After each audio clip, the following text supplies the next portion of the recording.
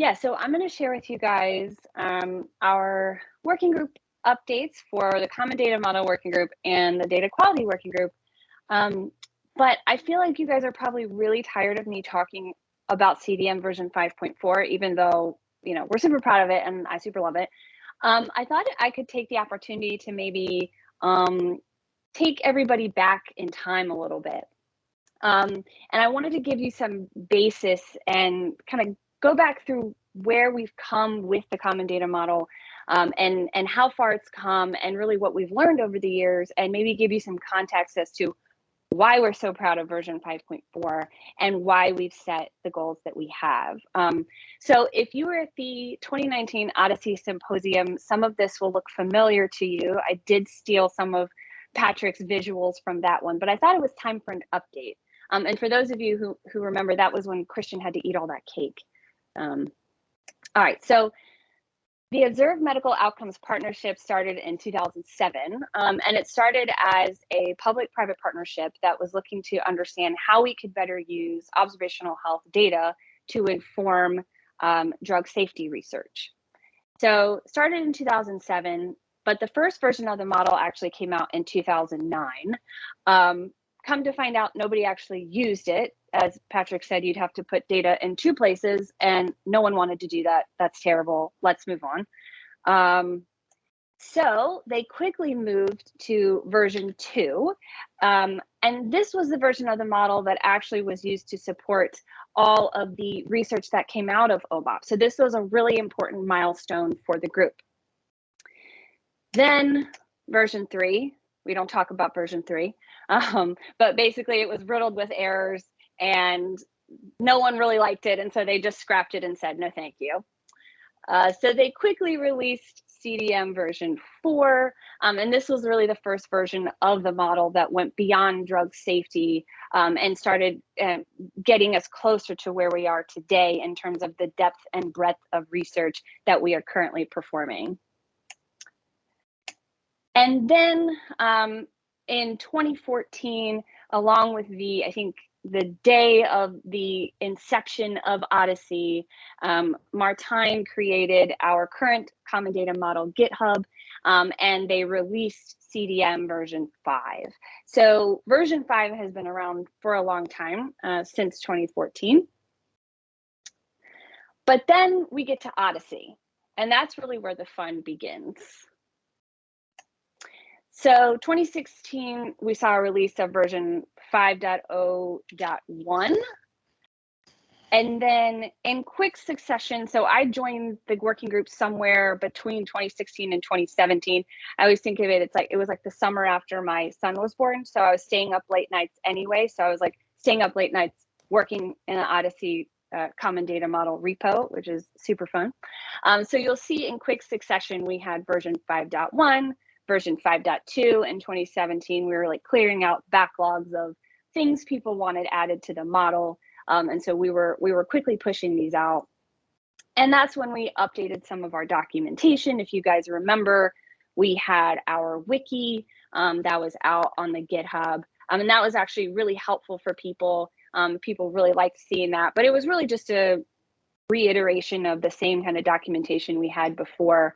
If you remember, the concept IDs were described as like a foreign key to the standardized vocabulary, and those words were kind of reiterated over and over. They were really helpful at first, and so we moved them all to the wiki, and that made it much more accessible for people to understand our data tables. And then we released version 5.3 in 2018, and this is actually the version that many people are used to, either 5.3 or 5.3.1. That's the one that I think has the most staying power so far for the Odyssey community. And then in 2018, we also released CDM version 6.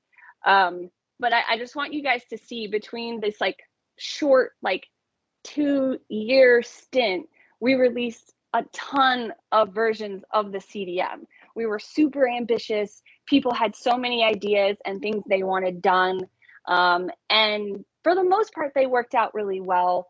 But of course, we did have some stumbling blocks there. And while we were figuring what we were going to do with CDM version 6, we also worked on updating our documentation to what you see today. So we took actually a whole year between like 2019 and 2020, and I made everybody sit on the CDM working group calls with me, and we were actively typing the documentation for each of the tables, and that's what we have now with our really robust set of documents, which we added to this past year with our docuthon and some of that other work we did to get ready for version 5.4. And so that's where we are today, version 5.4, with our brand new shiny R package that is small and sweet and very close to my heart because it's exactly what I want it to be. And I'm really, really thankful for all the support we've had from the entire community, as well as from the people who have been in the CDM working group for such a long period of time. But thinking back to this slide, that was a lot of updates to the model in a short period of time.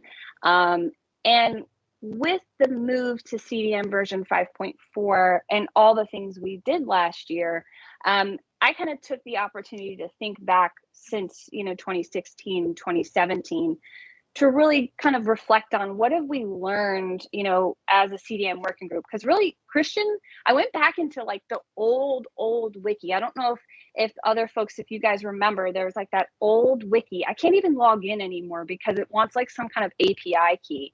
You used to be able to just log in like with your Gmail. And I went back there and I looked actually in the records, and Christian started the CDM working group in January 2015, when like version 5.0 was released in October of 2014.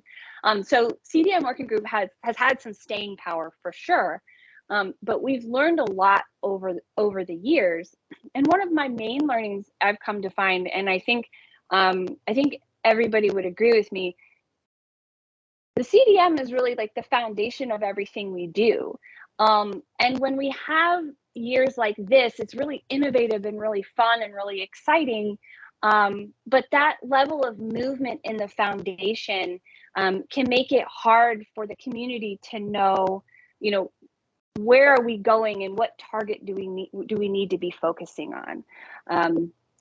So I'm really happy about that and really moving forward with version 5.4 because we're really, trying to tell all of you guys, like, we have strong faith in this version, and we're really happy with where it's at right now.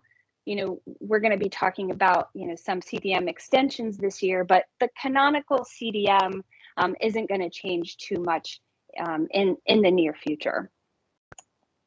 So really, what I was thinking about is we are responsible in the CDM working group for maintaining the model. So looking at all those updates, listening to the community, understanding your needs. We're responsible for documenting the model. So that's why we have so much documentation, and we're constantly adding to it to try to make it as unambiguous as possible as to what the model is, what it represents, and how you should use it. And then this last one, I think, is a newer one for us, but I think it's one that's really important and that we're trying to embrace this year. We're also responsible for promoting the OMOP CDM. And I think of it as promoting it within the community to say, target version 5.4, this is what we're proud of, this is the best version of the model right now, but also promoting it in terms of helping everybody get to the right version of the CDM, helping answer questions, support the community, and really being there for you guys when it comes to how do I use this thing? And a lot of times this is early collaborators, but it's really anybody. Anybody who has questions or concerns or doesn't know how to map certain types of data, we really want to be there for you. We're also there to make sure that we as a community are aligned on the path forward for the model. When we add a lot of different things, it's really fun and really exciting, and I think we've gotten to a great version with all those additions. But we also have to be aware that our community is growing rapidly, and with something like Darwin EU, we have to be very clear and very decisive, but also we have to make sure that we're making the right choices when we make any changes to the model. So that's why I'm saying at the last bullet, use case is everything. So if you bring us a new proposal for the CDM, just be aware we'll probably push back on you and ask you for your use case, because there's so many people relying on this model that we have to make sure that anything we do to it, any changes we make, will have a real use case and a real impact in our community moving forward.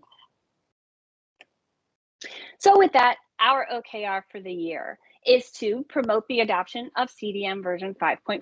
No shocker there. So we want to host some CDM workshops, and we've got 2 coming up in March. But don't worry, I won't be leading them. I'm going to have other folks from the working group do it, so you don't have to listen to me prattle on about it, even though I love it.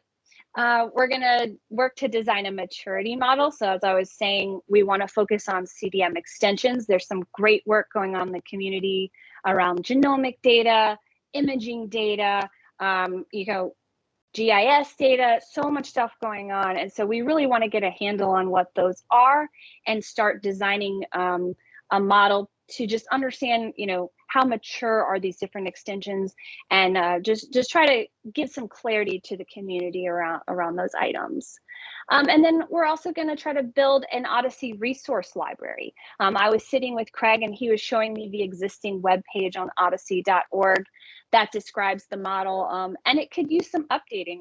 And as I was thinking about that, I really feel like we could also use a nice resource library for some of those newcomers and really anybody. We have links and posts and things here, there, and everywhere, and really just a nice spot where all that could live, I think would be really helpful for the community.